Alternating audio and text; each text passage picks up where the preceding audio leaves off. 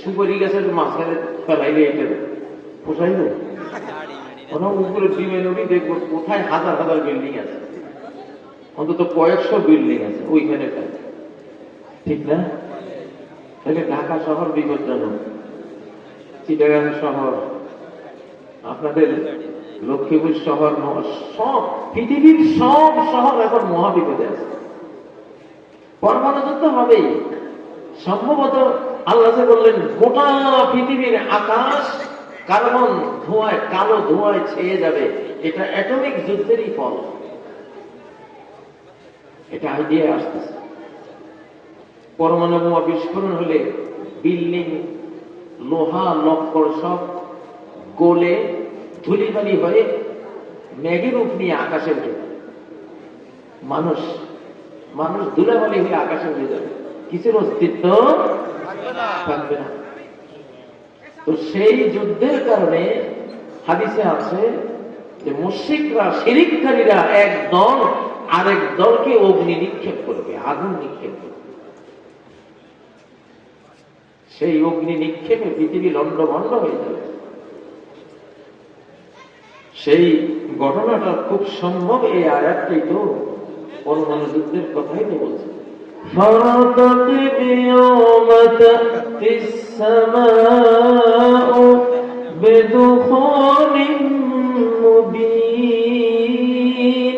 অপেক্ষায় থাকো, যেদিন একটা দিন আসবে, একদিনের কথা বলছে, একদিনেই অ্যাটমিক যুদ্ধ, পারমাণবিক যুদ্ধ শেষ, একদিনের কয়েক মিনিটের মধ্যে 550 থেকে 600 কোটি মানুষ বিদায় হয়ে যাবে।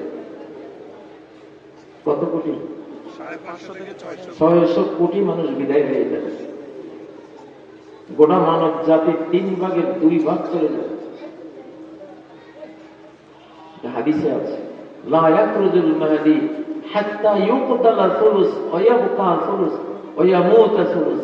ইমাম মাহদি আসার আগে 1/3 জনসংখ্যা সারা পৃথিবীর নিহত হবে, 1/3 ওই যুদ্ধের পার্শ্বপ্রতিক্রিয়া, তেজস্ক্রিয়ায় বা মহামারীতে মারা পড়বে, আর বাকি থাকবে কত?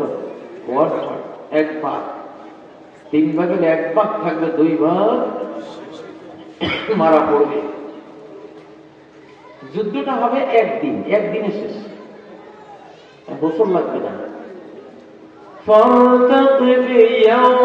একদিন, আল্লাহ একটা দিনের কথা বলছে, যে দিন আকাশ পুরোটাই অন্ধকারে ছেয়ে যাবে, সেই দিনের অপেক্ষায় থাকো।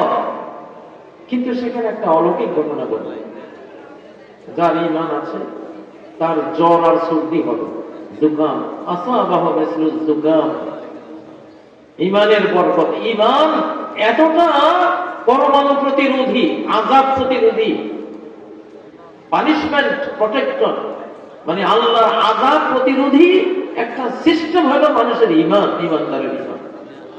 যার ঈমান আছে, গোটা মহাকাশ পারমাণবিক কালো ধোঁয়ায়, কার্বনে ছেয়ে গেলে ঈমানদারদের হবে সর্দি, একটু জ্বর, আর বেঈমানদের মুখ দিয়ে ঢুইকা সারা শরীর ফুইলা, চোখ টোক তেজস্ক্রিয়তা শেষ হইয়া মারা পড়ব, আর যেগুলি বাঁচবে হাবা গোবা কমগুলি।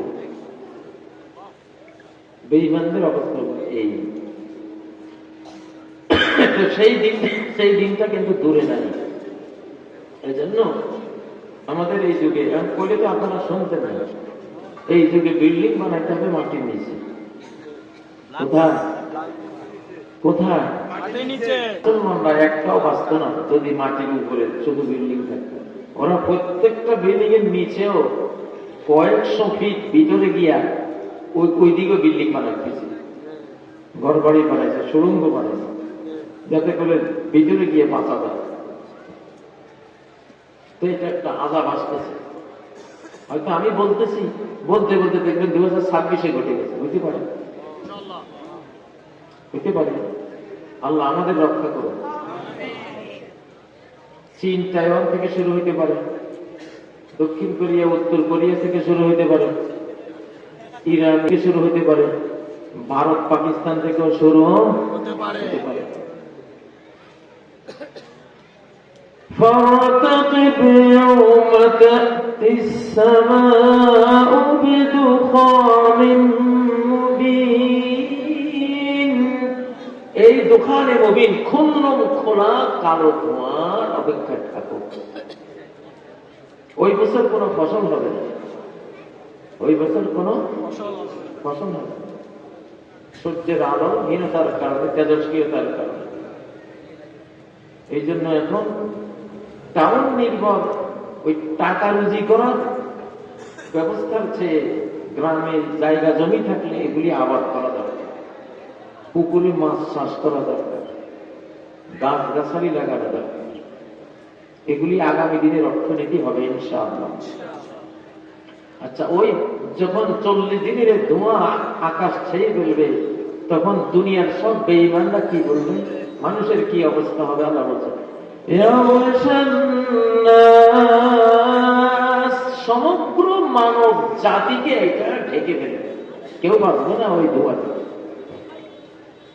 গোটা আকাশ ছেয়ে যাবে।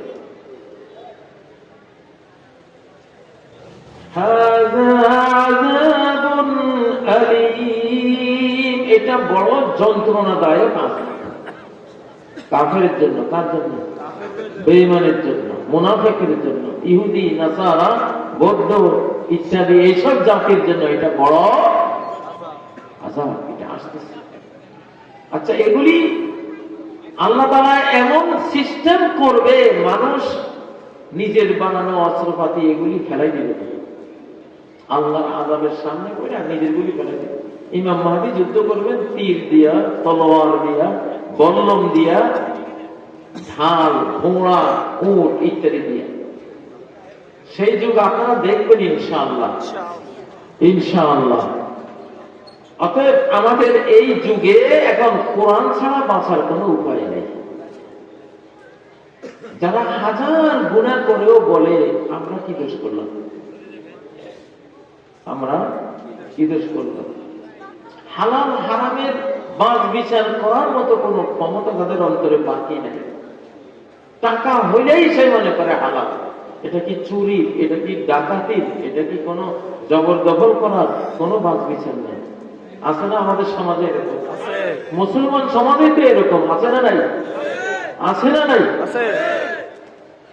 নারী হইলেই তার জন্য সে মনে করে হালাল, তার গার্লফ্রেন্ড বানাইয়া বা যে কোনো ভাবে স্ত্রী ছাড়া স্ত্রী না বানিয়ে বৈধ মনে করে সারা বিশ্ব।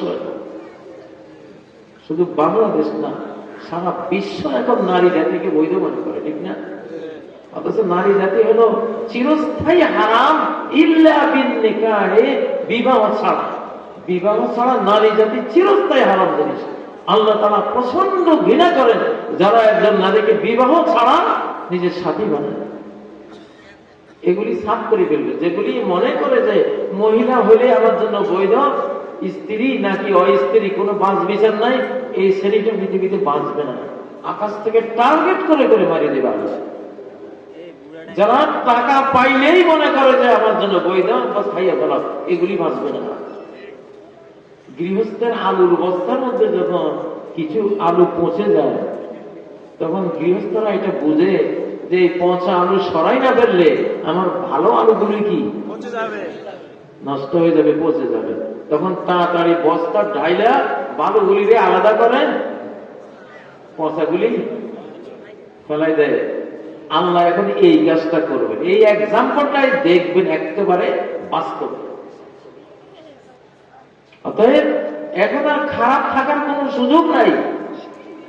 সারা পৃথিবীর মানব জাতির 3 ভাগের 2 ভাগ, প্রায় 600 কোটি এখন এই পর্যায়ে চলে গেছে, এরকম মনে করে। মনে করে কিনা? ছেলে ছেলেকে বিয়ে করে, আইন পাশ করে দিয়েছে, মেয়ে মেয়েকে বিয়ে করে, আইন পাশ করে দিয়েছে। এগুলি একটাও আল্লাহ রাখবে না, কারণ আল্লাহ তাআলা ইমাম মাহদীর হাতে পৃথিবীটাকে পবিত্র করবেন, গোসল দেওয়াবেন, মানব জাতিকে পাক সাফ করাবেন, পাক পবিত্র করাবেন। ঠিক না বে ঠিক? আল্লাহ তাআলা এসব নাপাক চরিত্র, নাপাক চিন্তা চেতনা নিয়ে যারা এখন পৃথিবীতে আসছে, এদেরকে আল্লাহ রাখবে না, কারণ এরা থাকলে বাকি বংশও কি হয়ে যাবে? এই কথাটা কোরআনে আছে না নাই?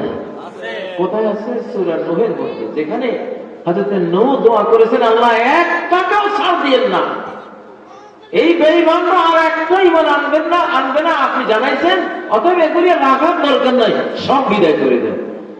লা তাযারু আলাল আরদি মিনাল কাফিরিনা দাইয়ারা, এই গোটা পৃথিবীতে একটা বিচরণশীল হাঁটা চলা করতে পারে এরকম একটা বেঈমানও আল্লাহ আপনি রাখেন না, রাখেন না।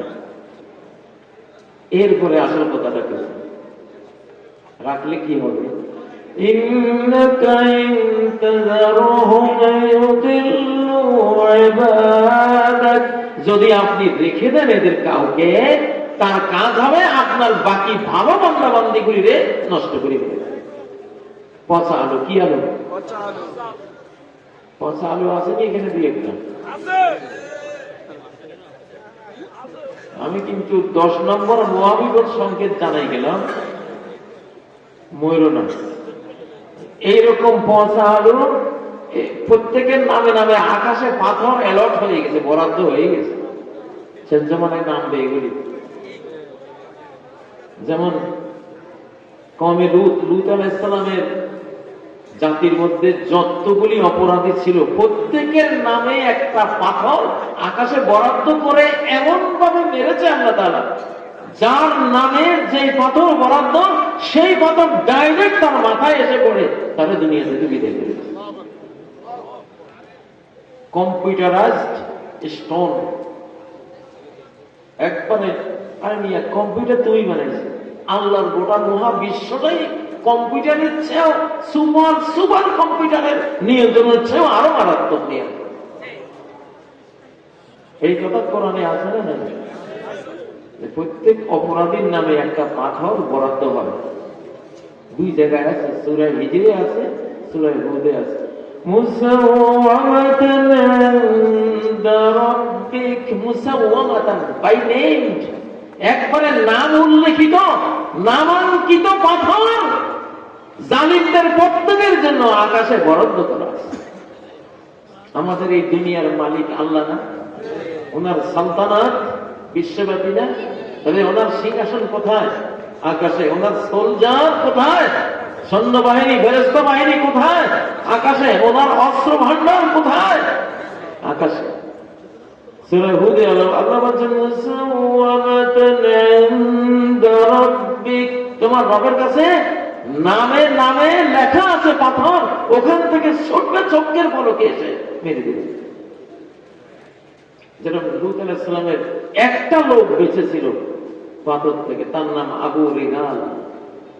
সে তখন বাইতুল্লাহতে তোয়াফ করতে গেছিল, পাথরটা তার দিকে ছুটছে, সে অপরাধী ছিল, পাথরটা তাকে মারার জন্য তার দিকে ছুটছে, কিন্তু বাইতুল্লাহর সীমানায় তো মানুষ নিরাপদ, মান দাখালাহু কানা আমিনা, বাইতুল্লাহর সীমানায় ঢুকলে সে নিরাপদ। ফেরেশতারা ওই পাথরকে রুখে দিছে যে পাথর তুমি থামো, যেহেতু এটা বাইতুল্লাহর রেঞ্জে ঢুকছে, এখন এখানে তো মারা যাবে না, আল্লাহর নিষেধ। কার নিষেধ? আবু রেগাল যেদিন বের হবে সেদিন সীমানার বাইরে পাওয়ার সাথে সাথে তুমি মারবা, এর আগে না।